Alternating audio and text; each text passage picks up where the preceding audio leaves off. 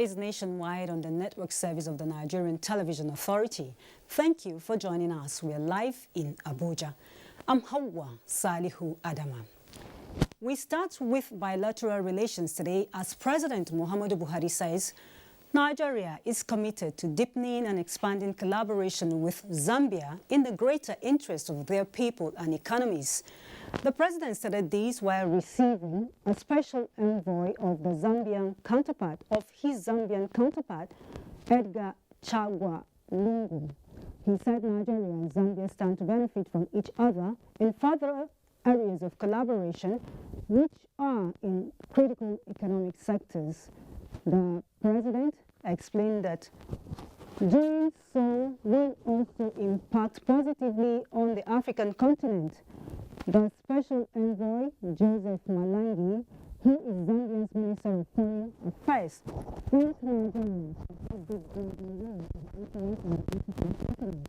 he said, whenever the strong strengthens the weak, equity has been exemplified.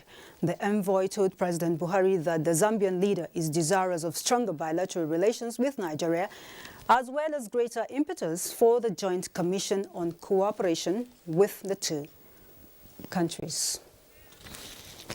Meanwhile, President Muhammadu Buhari has applauded the elevation of the Managing Director Chief Executive Officer of Airtel Networks Limited, Mr. Segun Ogunsoya, to the position of MD CEO of Airtel Africa PLC.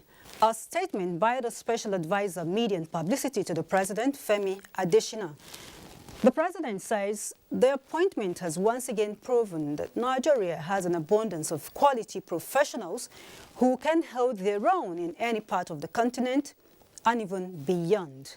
President Buhari is sure that with the cognate experience of the new MD CEO for Africa, he would acquaint himself creditably and repeat the strides that made him position Airtel Nigeria as the second largest telecommunications company by revenue, serving over 50 million customers. Senate is assuring Nigerians of its effort to improve the electoral process in the country. President of the Senate, Ahmed Lawal, re-echoed this in a message while declaring a one-day public hearing on a bill to establish the National Electoral Offences Commission. Mobolaji Moribirin completes the report. Elections in Nigeria in recent times are said to have been bedeviled by electoral offences. However, the inability to prosecute offenders still leaves a gap in the electoral system. The bill for an act to establish the National Electoral Offences Commission is therefore to take the responsibility of ensuring that electoral offenders are prosecuted and convicted if found guilty. Our task here today is to examine all sides and provide insights as qualified stakeholders. Like any other bill, it is an imperfect proposal that will improve as it makes its way through the legislation process. The process will soon be concluded as we are presently working with stakeholders. A cross-section of stakeholders gave their submissions on the importance of the bill to Nigeria's democracy. We would like to see more prosecution of offenders, not just of ballot box snatchers and falsifiers of results of election, but most importantly, their sponsors. This is an important bill in the electoral reform agenda, and we look forward to its success. With the outcome of the public hearing, it is believed that the 9th Assembly is committed to ensuring that the bill becomes an act. From the National Assembly, Mobolaji Moribirin, NTA News. And still staying with the National Assembly, specialized institutions are fundamental to revolutionize a society through manpower development. This is the view expressed by stakeholders at a public hearing in support of bills for the establishment of Arabic Language Village and that of University of Maritime held by the Senate Committee on Tertiary Institutions and TED Fund. Dayo Ogunshala has that. Stakeholders, including the President of the Senate, Ahmed Lawan, represented by the Senate Deputy Majority Leader, Ajayi Brofes, expressed optimism that the bills, when passed, will establish Inter-University Center for Arabic Studies, which is capable of protecting Nigeria's interests in international relations. Part of the bills is enhancing the capacities of citizens preparatory to adequate human capacity quotient. We recommend that this bill should provide for the establishment of liaison offices in the 6 geopolitical zones in the country. In many of the diplomatic missions abroad, once you have experts in Arabic language from within, then they will be able to do the needful. While the anticipated Maritime University will provide indigenous know-how in maritime sector.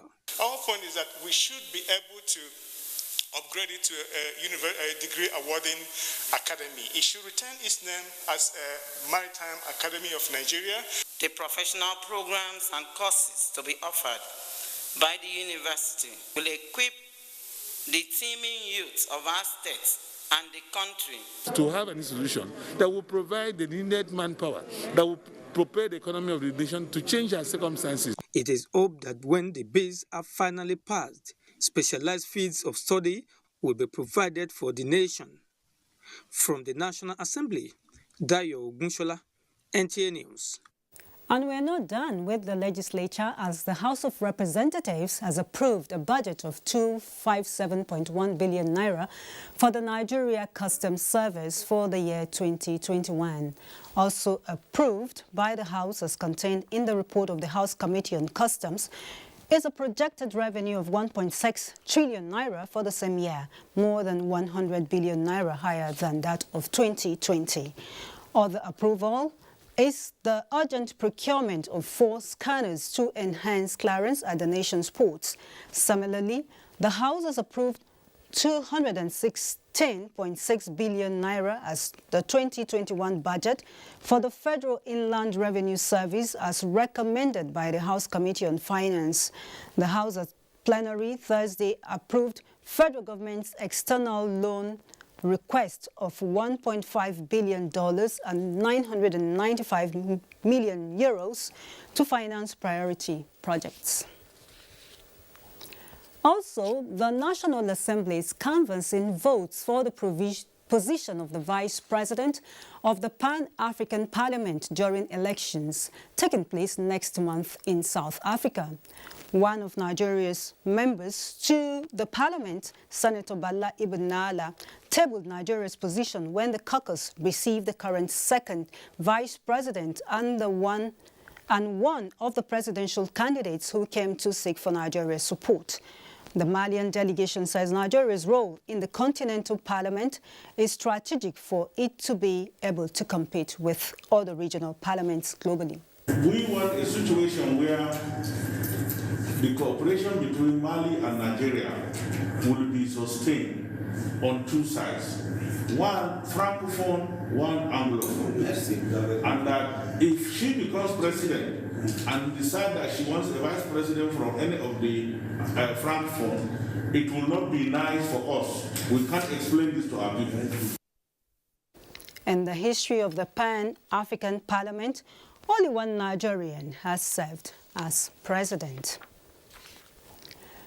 Increased digital television penetration, better quality television service, as well as an information outlet for the government to reach households in Nigeria are some of the gains the residents of Lagos stand to gain as the state joins the League of States that have switched over from analog to digital broadcasting.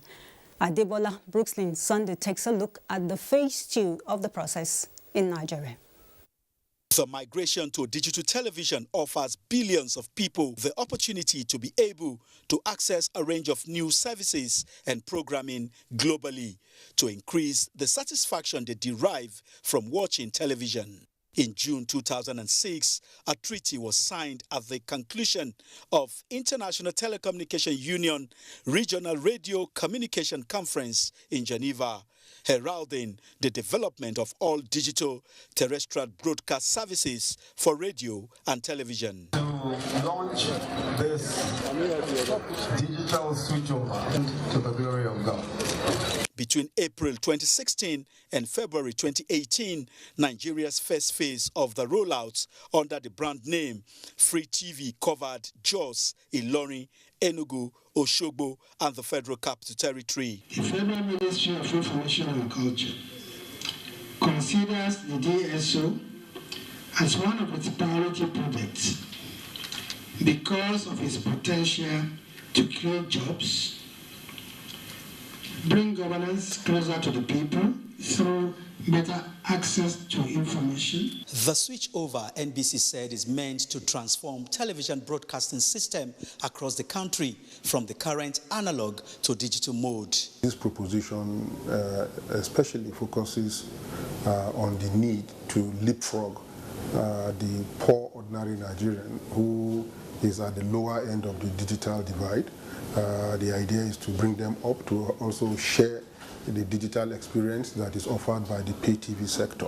The digital switch over is something exciting to us because, for one, it is going to reduce our cost of operations significantly. To successfully cover the entire nation, the federal government embarked on the phase 2 of the projects that will be rolled out in 5 more states, which include Kano, Rivers, Gombe, Yobe, and Lagos. In terms of transmission infrastructure, Lagos is ready to be switched on digitally. Pinnacle Communications Limited and the ITS. So these signal distributors, as they are working in Lagos, they are simultaneously working in these other locations. The next set-top boxes have been upgraded compared to the version produced during the phase 1 of the rollouts. The boxes will also have the capacity, to infuse internet access.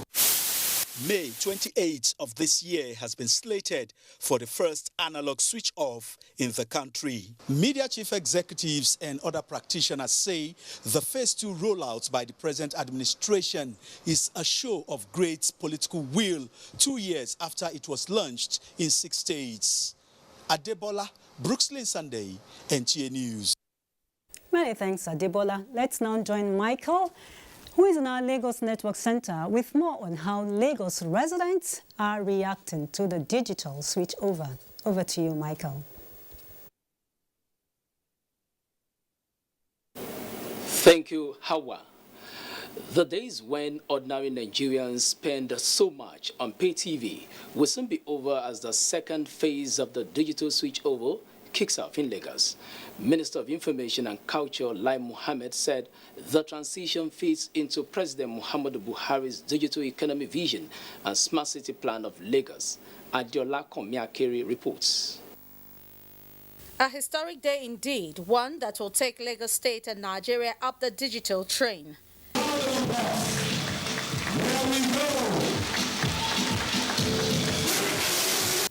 Lagos State is heralding the second phase of the digital switchover.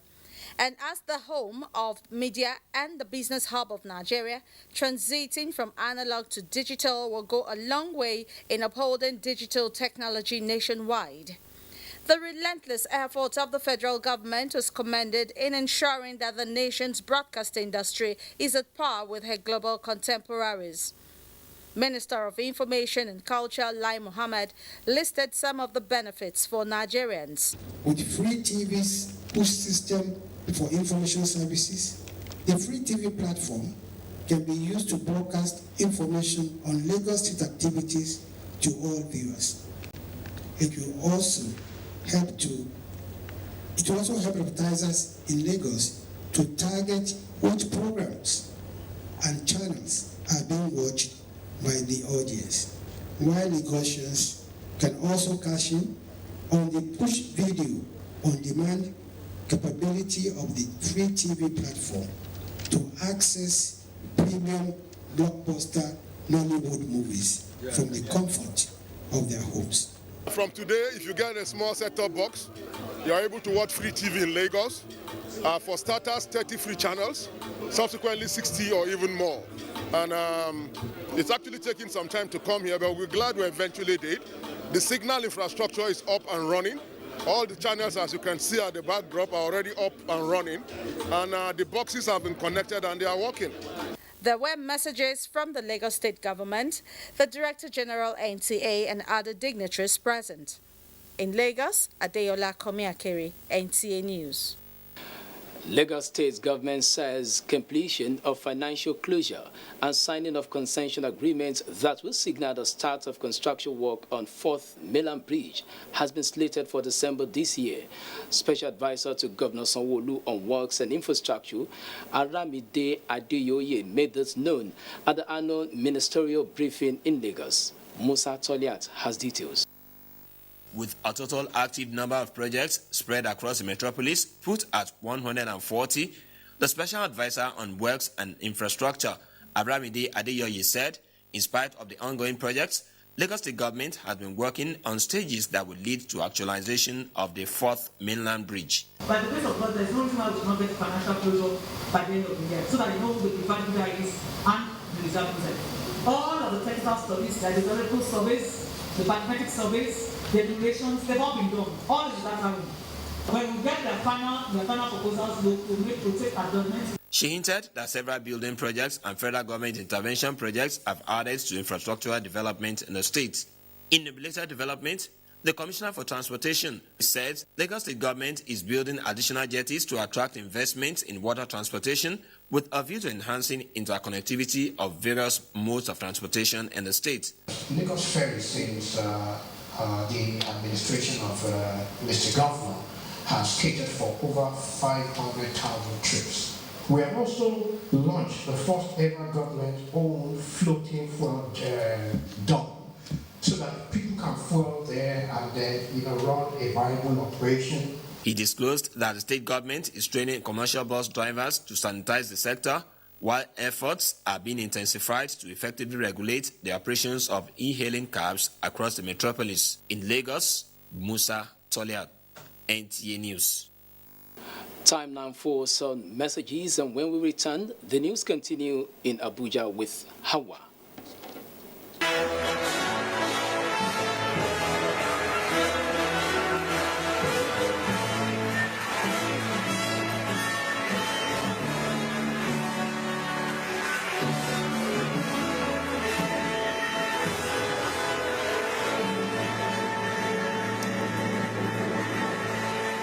Hooray! Another year older, and our amiable chief keeps getting younger, wiser, stronger, bigger, and better. Turning 68 surely looks good on our quintessential and amazing personality, business mogul and philanthropist per excellence of our time, Chief Michael Adenuga, Executive Chairman, Global Company. Today indeed marks another milestone in the remarkable journey of your life, of which the Nigerian Television Authority, the largest TV network in Africa, can be proud of. Our partnership with you over the past many years is invaluable to us, even more than the most precious stones. It is our fervent prayers and wish that this special day marks the beginning of another exciting chapter in your life and brings you all that your heart desires. Happy birthday, sir, in good health and prosperity, and many happy returns of the day. Signed, Management, NTA.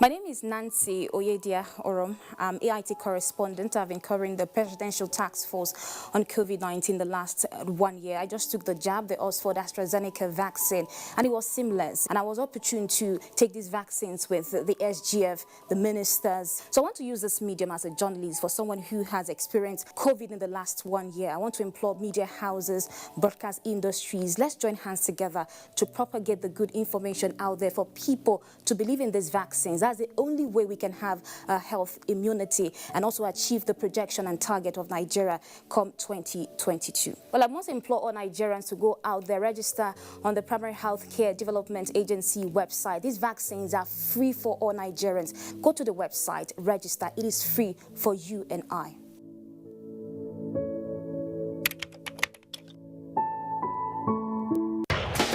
After a disappointing result against already relegated Sheffield United, Brighton and home Albion will be looking to put up an impressive performance when they welcome overachieving Leeds United this Saturday. It's Brighton and home Albion versus Leeds United on the Premier League Live, showing on the network service of the NTA from 2:30 p.m. The Premier League Live is brought to you by Baba Ijebu in association with Gold.com.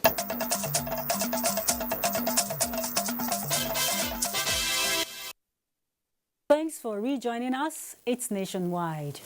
Moving on to further strengthen efforts by the federal government towards the attainment for the Sustainable Development Goal 4, which focuses on education for all. Critical stakeholders in the education sector are clamoring for reduction of taxes in order to raise new funds for the sector. Elizabeth Omorui reports that this was their view at a national dialogue on education financing at the instance of Action Aid Nigeria.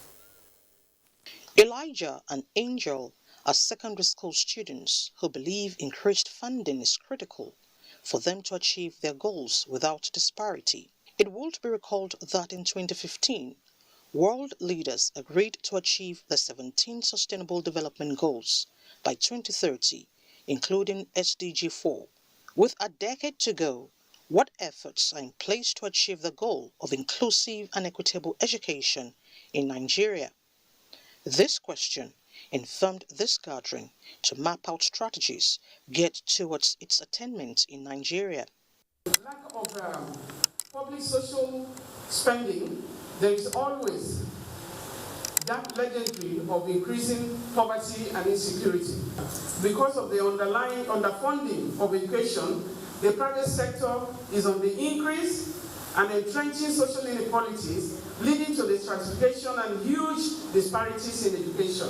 The Senate Committee reaffirmed its commitment of ensuring legislation with the sole aim of improving and rejuvenating the deplorable infrastructure, teaching and learning conditions in our tertiary institutions in partnership with the Federal Ministry of Education for better teaching and learning environment via home-supported and home-enabled approaches in Nigeria.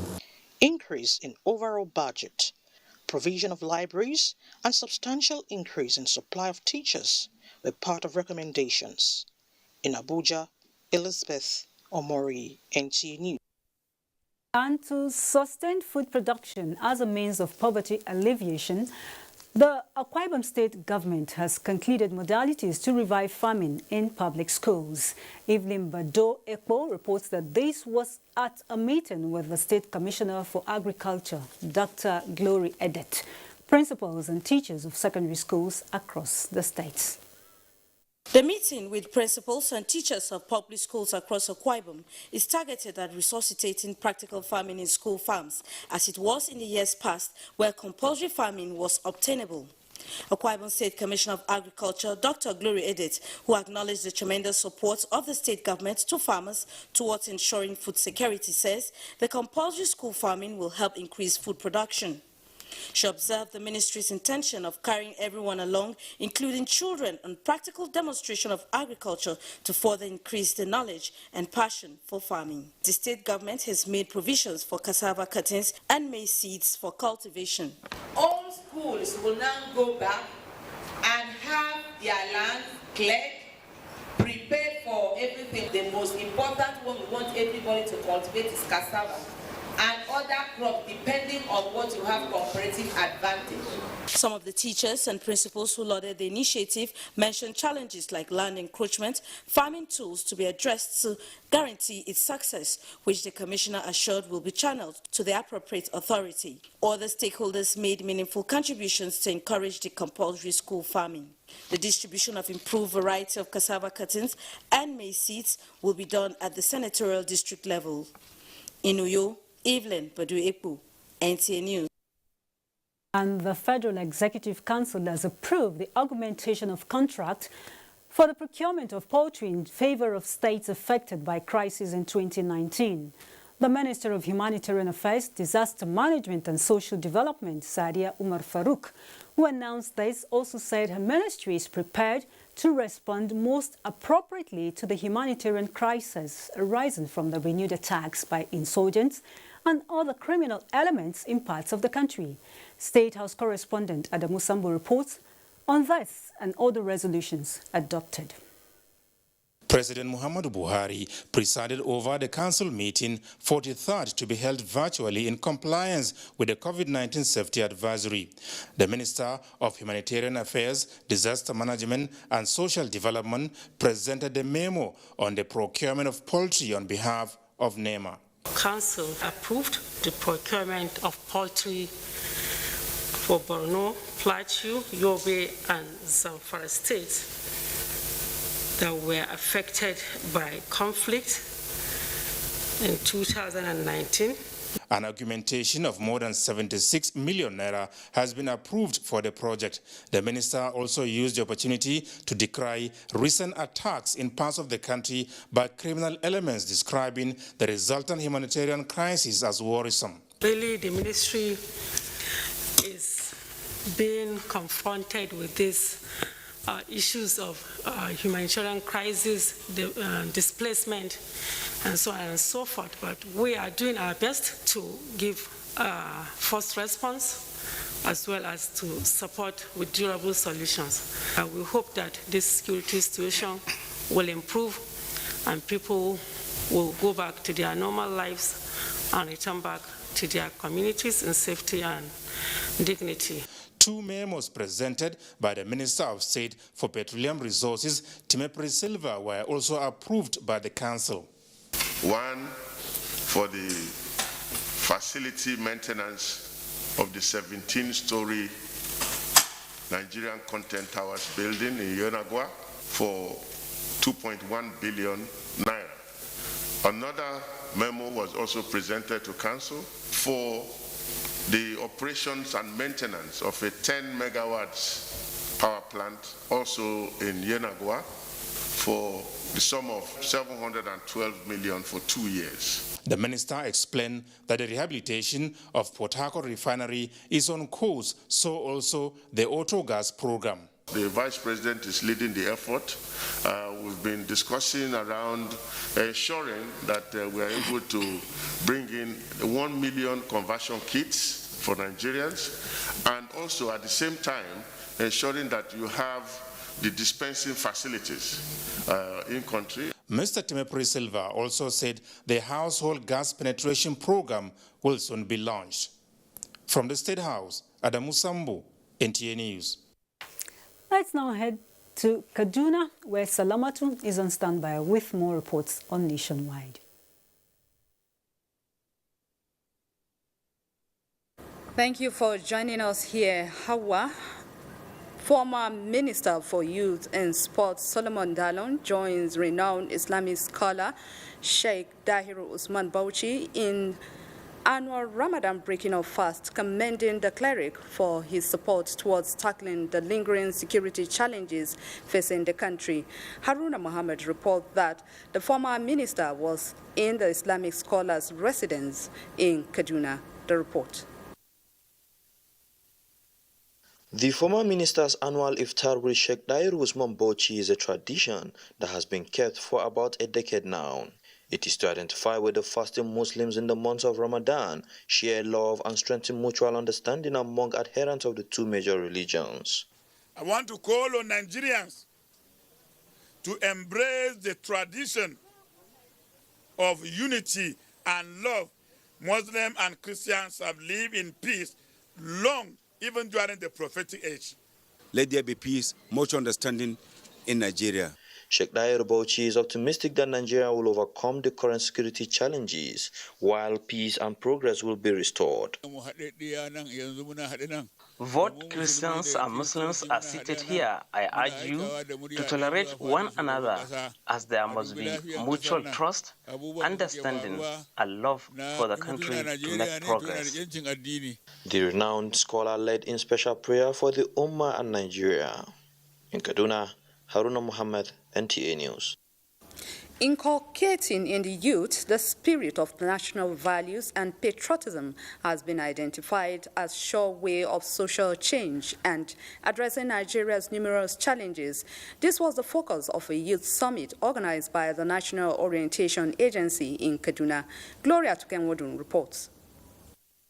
The gradual drift by some Nigerian youth from the spirit of patriotism is a matter of concern to many in the country. Once cherished national ethics jettison, giving room for antisocial tendencies such as drug abuse, violent extremism, exam malpractice, and other forms of crime.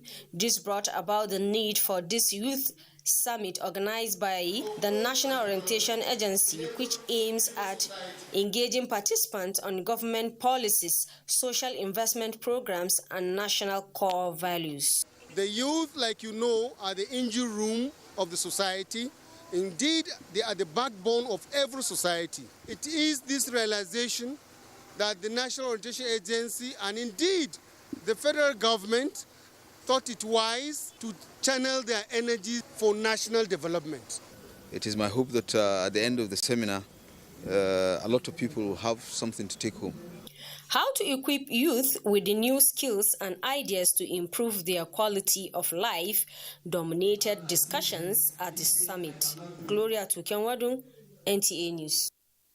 And that completes our bulletin. From here, we now rejoin Hawa in Abuja for the continuation of Nationwide.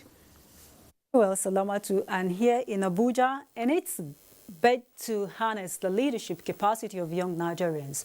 For national development, the African Democratic Congress, ADC, has offered entertainment stars free tickets to run for elective offices of their choice in future elections.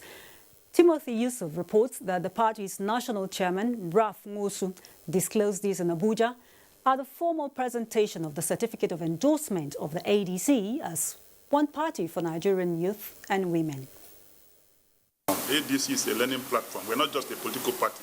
The national chairman of the African Democratic Congress, Raf Okenwosu, while receiving a certificate of endorsement to the party from an online poll as a youth-friendly platform, advanced reasons for the choice of free tickets for the celebrities. Major among the reasons is what the chairman described as the entertainment industry's impressive contribution to the nation's GDP. I have all reasons to believe that the youths are ready to drive the National Transformation Initiative that is well captured in the ADC manifesto, hashtag a new Nigeria at adc.com. ADC National Youth Leader Maurice Ebam reaffirmed the party's commitment to addressing the concerns of the youth as future leaders. In Abuja, Timothy Yusuf. And the federal government has launched the revised National Policy of Occupational Safety and Health in the Workplace in commemoration of the 2021 World Day for Safety and Health at Work. Minister of State, Labor and Employment, Festus Keyamo, said this is considered important, particularly as the coronavirus pandemic exposes the workplace to the risk of transmitting the virus. Emmanuel Ayimiro is on standby. Due to the exigency of the moment occasioned by COVID-19 pandemic ravaging the globe, the International Labour Organization says countries need to put in place sound and resilient occupational safety and health systems that would minimize the risk for everyone in the workplace in the event of future health emergencies.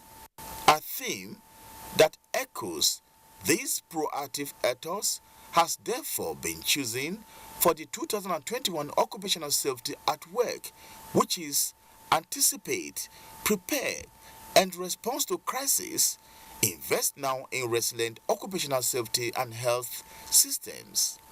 This the federal government considered to be key in ensuring safety in the world of work. The revised National Policy on Occupational Safety and Health 2020, which also gives specific roles to agencies of government, is aimed at ensuring that all workers are safe and healthy at their workplaces across the country. We also are very, very happy to have been part of the stakeholders that have the opportunity to enrich and validate the guideline, which will assist in enforcing the policy. We do what is necessary to reduce workplace accidents and diseases by incorporating a safety and wellness plan. With the revised national policy in place, the task is for organizations to adhere strictly to safety guidelines, which before now has been a challenge for most employers. Emmanuel Ayemi, NTA News. And it's the turn of Ogochukuka in Benin.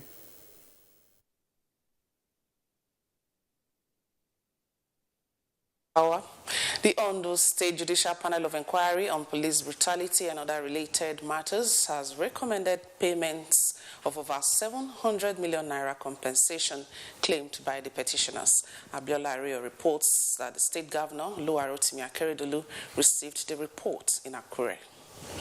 Besides payment of the over 755 million naira, the panel also recommended publication of apologies in national dailies, particularly where the reputation of victims had been tarnished.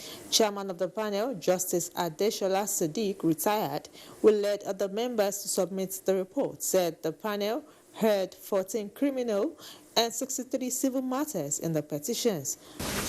The panel, after various visits to the locus locus, observed that 4 out of the 18 local government areas of the state, that is, Akure South, Ondo West, Odigbo, and Odigboba, were affected during the ESA's protests. Governor Akeredolu saluted members of the panel for doing a diligent and transparent job. The ones that the government are responsible, where you want to hold the government responsible, that we have ruined people's reputation.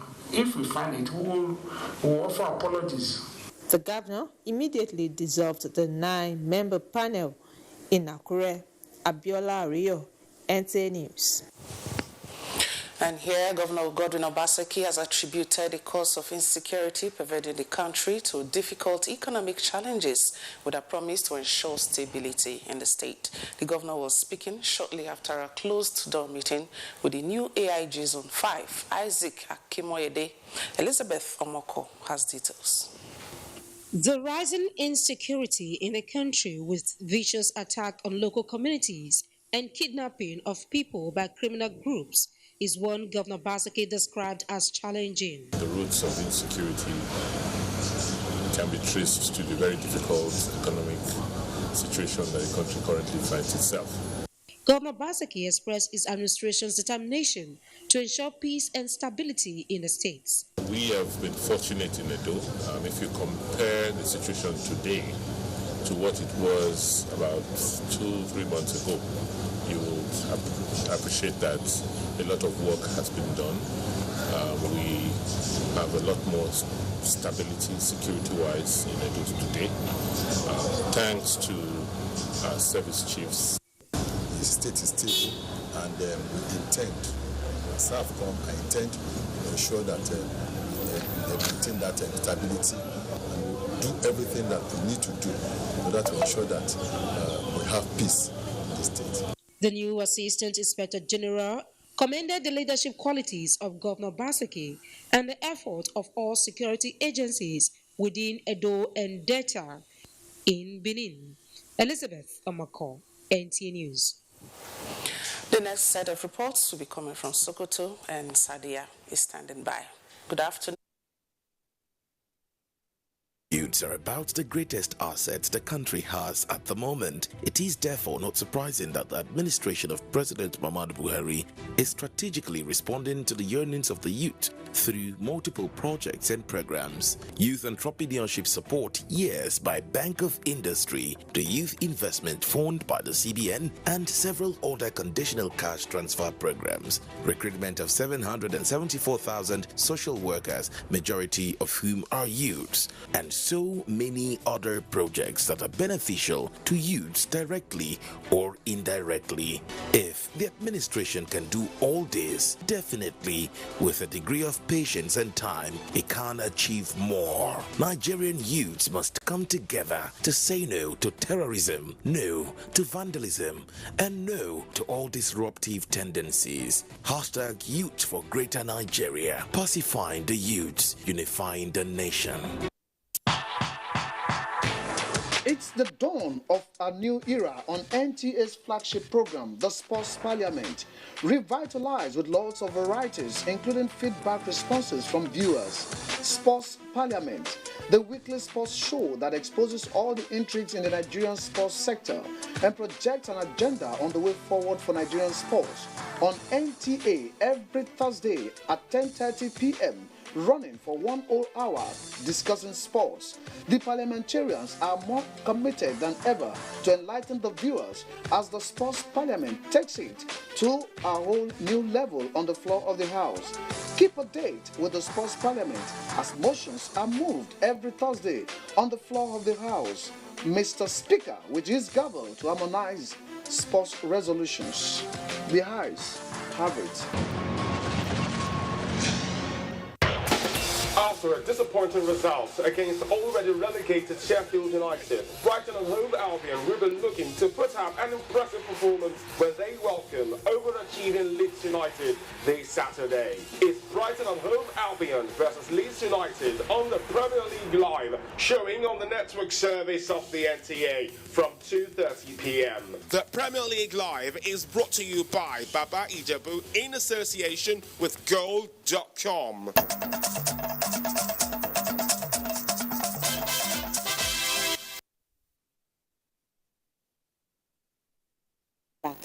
Stakeholders at the 5th Women Ramadan lecture in Kebbi State advocated for more policies and programs to address the numerous challenges facing women folk in Nigeria.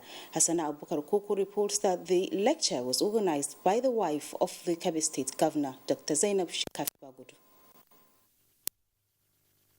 The Kebbi Women Ramadan Lecture, a brainchild of the wife of the Kebbi State Governor, Dr. Zainab Shinkafi Bagudu, started in the year 2016, focusing on topical societal issues relating to women. Dr. Zainab Shinkafi Bagudu, who highlighted women challenges to include gender-based violence, especially during the lockdown, girl-child education, and the economic downturn, among others, called for more collaborative effort from stakeholders in tackling the problems. She applauded the efforts of the state government in addressing the problems faced by women, especially on the girl-child education and women empowerment. It is important that as mothers, wives, daughters, and sisters, we continue to play a supportive role in sustaining the family cause. This will help to preserve peace and directly improve the mental health of the family.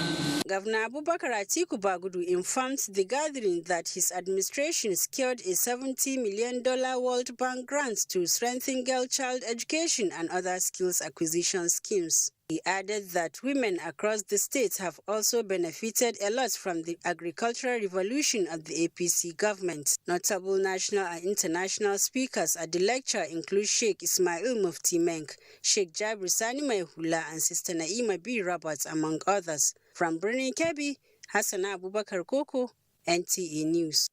Now, Zamfara state government has provided clothing materials and cash to 60,000 orphans from across the 14 local government areas of the state.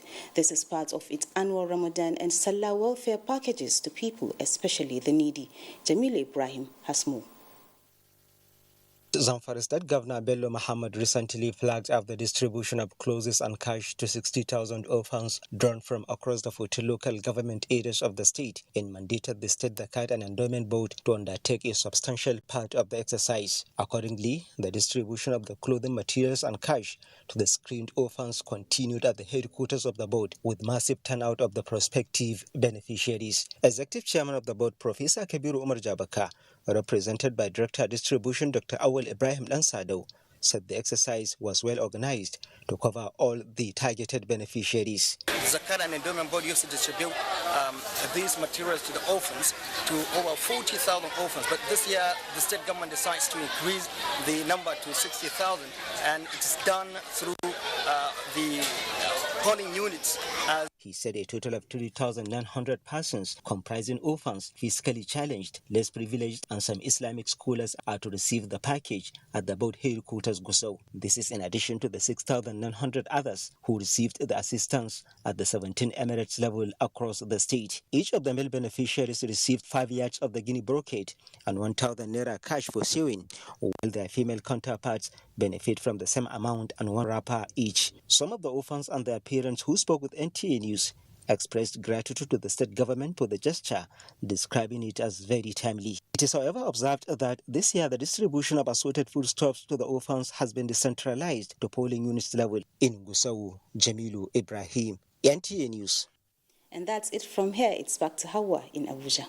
That's it from Very here. well, Sadia. And still on the upcoming 2021 Workers' Day, improving safety of workers, their families and public institutions in the face of rising insecurity were issues of concern at the National Peace Summit organized by the Nigeria Labour Congress. Emmanuel Ayimiru reports that concerted efforts to interrogate all indices responsible for the siege of insecurity were also deliberated. International Labour Organization's Recommendation 202 provides for national social protection covering for the unprotected, the poor, and the most vulnerable, including workers in the informal economy and their families. So also is Recommendation 205, which provides an instrument that addresses the world of work issues in crisis situations. For the NLC, these two recommendations are key in addressing insecurity affecting the working class, while other speakers called for genuine dialogue that will guarantee peaceful coexistence. Our armed forces are capable of bringing this insurgency to an end if they are better armed, equipped, and modern technology and adequate motivation is deployed. Nigeria, since 1999, is being run as a unitary government. I'm advising my own people, please, if you have been sleeping 5 hours in a night, cut it down to 2 or 3 hours. Let us try to mask this unknown government. For the Secretary to the Government of the Federation, Boss Mustafa, Nigerian kind of solutions must be applied in addressing the crisis. We must answer the clarion call to come together as a people and defeat this common enemy of the country that is assuming a frightening dimension. Injury to one, injury to all. At the end of the deliberations, the summit is expected to produce a coherent peace-building agenda that will complement government initiative on national security. Emmanuel Ayemiru, NTA News. And still on security matters, the Ogun State Police Command says abductors of 2 female students of the Olabisi Onabanjo University, Ago Iwoye, have been arrested. The police said the suspected kidnappers were arrested 2 days after the kidnapped students were released. Lukman Adefeso's report is here presented. Leading the suspected kidnappers, Babuga Abubakar, Umaru Usman, Mohammed Bello, Haruna Sani, among others, Ogun State Commissioner of Police Edward Ajogun says the suspects belong to 3 different kidnap gangs operating within Ayetoro Imekwafon, Igbora, Lagos Ibadan Expressway, and Ijebu axis. The suspects confessed that they were the ones who kidnapped 2 female students of Olabisi Odobaje University, a female doctor and a nurse, along Abeokuta Imeko Road. They also confessed to killing of one Mrs. Yemi Ojelapo when they realized that the deceased had recognized them. The police also paraded 2 suspected armed robbers, Ogunaike Phillips and Isaiah Onifade, for robbing operators of POS using dangerous weapons to intimidate and harm their victims. So when I got there, so I just macheted the woman and carried the money. Confirming the dismissal of 3 police officers for allegedly extorting money to the tune of 153,000 naira from a student in Ogun State, the CP says no erring officers capable of denting the image of the Nigerian police force will be spared under his watch. No CP will sleep, no IG will sleep with the level of insecurity we are having in this country. Then another one will be causing us pain. For what? So if he's the one, if the one has to go and chase a kidnapper now, you see a kidnapper in the bush and collect the ransom from him and escape, and you call yourself a police officer? No, it's a noble job. He attributed the success recorded to effective synergy among the security agencies in the state, including the cooperation of vigilantes and members of the public for their useful information. The Christian Association of Nigeria, Imo State, has condemned the recent attacks in the state and is appealing for peace. Chairman of the association, Reverend Divine Ache, at a press briefing in Owerri, also called for an all-inclusive search for lasting peace in the country. The report. Imo State has in recent time come under attacks resulting in the destruction of government and private facilities. It is in line with this that the members of the Christian Association of Nigeria Imo State branch are here to lend their voice to the series of appeals for peace. The state chairman, Reverend Divine H.S., describes the wanton destruction of lives and property as unfortunate and retrogressive, stressing the need for perpetrators of the attacks to shun violence and to the path of peace. The Christian Association of Nigeria Imo State chapter called for an end to insurgency. We say no to banditry, to hooliganism, no to every form of lawlessness. We are not known for such. Imo State is a peaceful state and we will remain so. We appeal to everyone to allow peace to reign because this is the only place we can call our home. While promising to continue to pray for peace and calm in Imo State and Nigeria at large, the group appeals to all to continue to support the efforts of the government towards checking the present security challenges in the country. In Owerri, Bright Ebuchu, NTA News. And the Judicial Committee of Inquiry on NSAS has recommended that Nasarawa State government compensates all victims of alleged police brutality in the state with more than 400 million naira. This is one of the recommendations as the committee submitted its report to Governor Abdullahi Sule.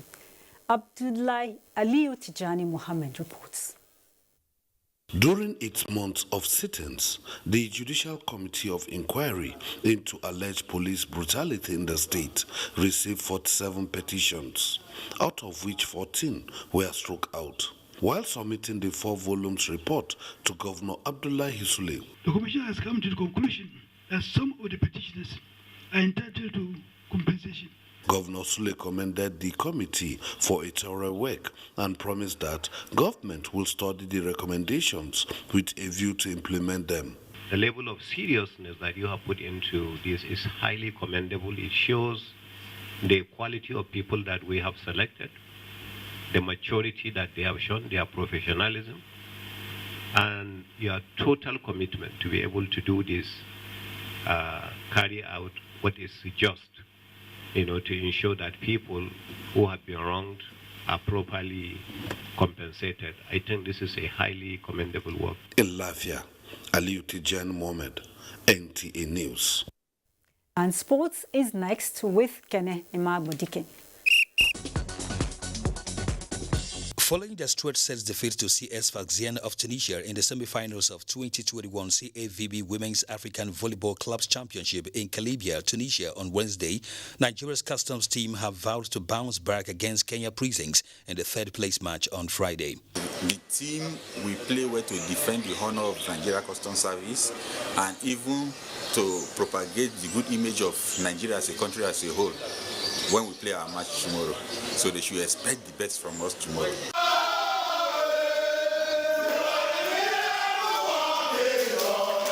In football, Enyimba International Football Club of Aba are relishing their CAF Confederation Cup quarterfinals qualification after an added time winner against the visiting Orlando Pirates of South Africa in Aba on Wednesday. Cyril Olisema's late strike ensured Enyimba finished leaders of Group A as fans look forward to Friday's quarterfinals draw.